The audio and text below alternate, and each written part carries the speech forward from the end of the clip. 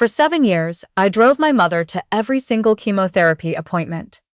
For 7 years, I handled her insurance claims, her prescription refills, her physiotherapy bookings, and her long-term disability paperwork.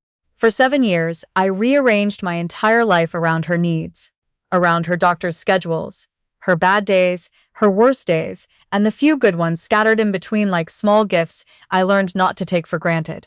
My brother flew in twice, maybe 3 times, and when the notary finally read my mother's will, every dollar, every asset, every piece of her life she had built over 68 years went to him.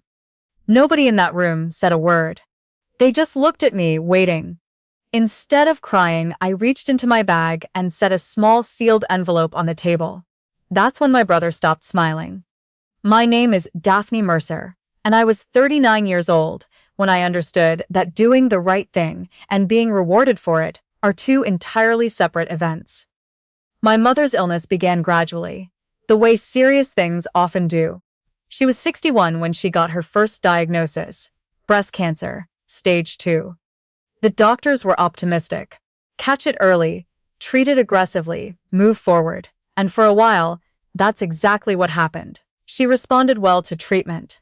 Her hair grew back. She started taking walks around the neighborhood again. We all exhaled. We let ourselves believe it was over. Then it came back 2 years later. This time it was different. Stage 3 spread to her lymph nodes. The treatment plan was longer, harder, and the side effects were brutal. She couldn't drive anymore. She couldn't manage her own medications. Some mornings, she couldn't get out of bed without help. She lived 40 minutes outside of Halifax, in the house where my brother and I grew up. A Cape Cod with a big yard, a vegetable garden she could no longer tend, and a driveway that needed shoveling every Nova Scotia winter. I lived 25 minutes away. My brother, Cole, lived in Calgary. He'd moved there about a decade earlier for work, met someone, bought a house, built a life. I understood that. People move. That's normal. But understanding something intellectually and living with the reality of it are different things. Every Tuesday and Thursday, I drove to my mother's house before work. Every weekend, I came by to clean, cook, and sort her medications into the little weekly pill organizer she kept on the kitchen counter next to the coffee maker. When the pharmacy called with a problem, they called me. When her OHIP paperwork needed updating, I handled it. When the home care coordinator needed someone to meet with for the quarterly assessment, I was there. Cole called on Sundays. Sometimes. I don't want to paint him as a villain, because the truth is more complicated than that. He wasn't cruel. He wasn't cold. When he called, he was warm and funny, and he always asked the right questions. He sent money occasionally, which helped. He kept promising to come out, and sometimes he actually did. A long weekend here, a week at Christmas. But a visit isn't the same thing as showing up. I learned that difference in a very specific way over those 7 years. There were vacations I canceled. A solo trip to Portugal I had planned for 2 years, gone. Long weekends I never took. A relationship with a man named Patrick that ended quietly around year 4, mostly because I was never available. I don't blame him. I barely blamed myself.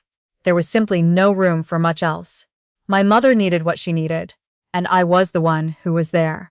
My coworkers noticed. My friends noticed. More than once, someone said something like, "I don't know how you do it. Your mother is so lucky to have you." And I appreciated that. I really did. But I never expected a reward. It never crossed my mind that I was accumulating something, building a case, keeping score.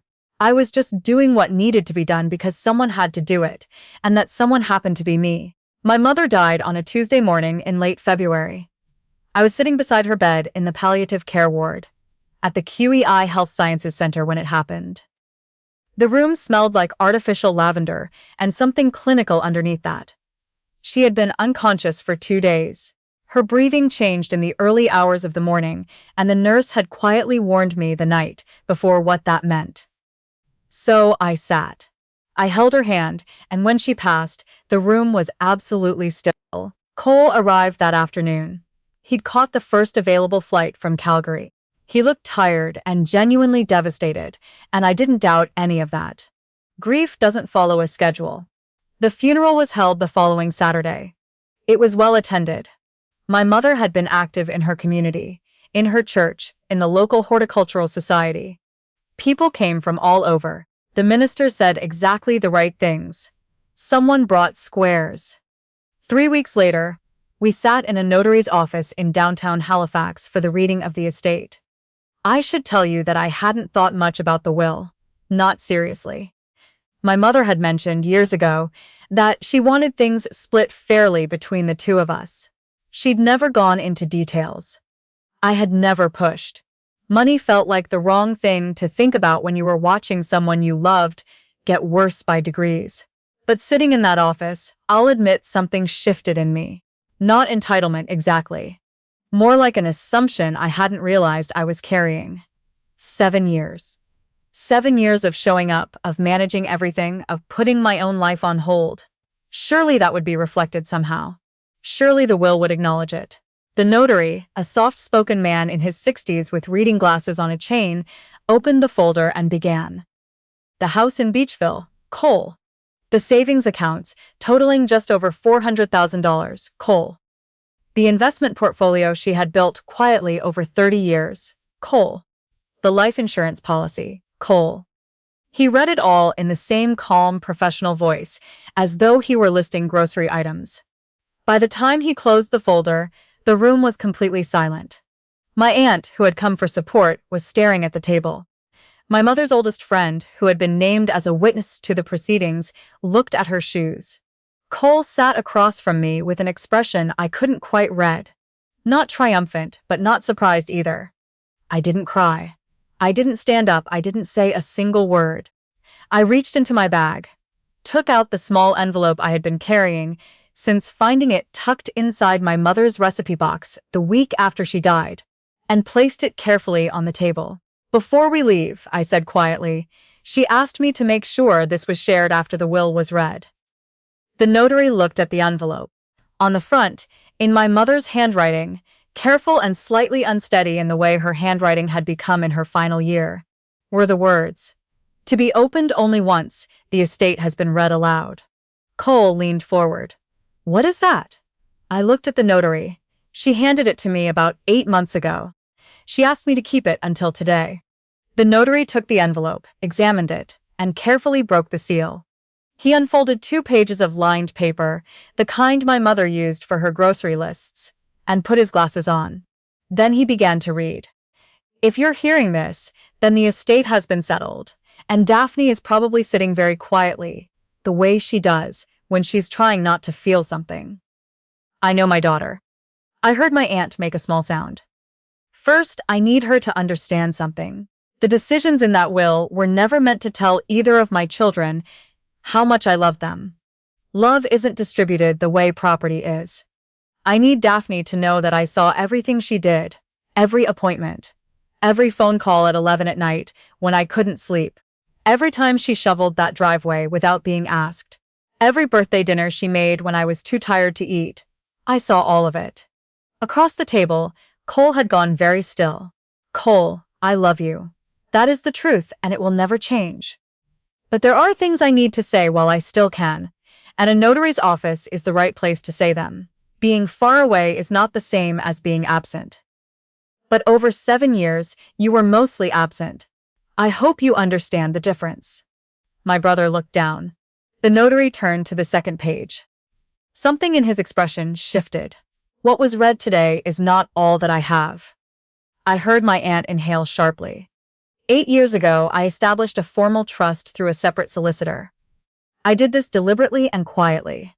The trust contains the asset I am most proud of, my mother's property in Prince Edward Island, which I inherited and which has been held in trust, along with a rental investment property in Dartmouth that I purchased in 2014 and which has been managed by a property firm ever since. These assets were not included in my estate and are not subject to probate. Cole looked up. "The sole beneficiary and trustee of this trust is Daphne."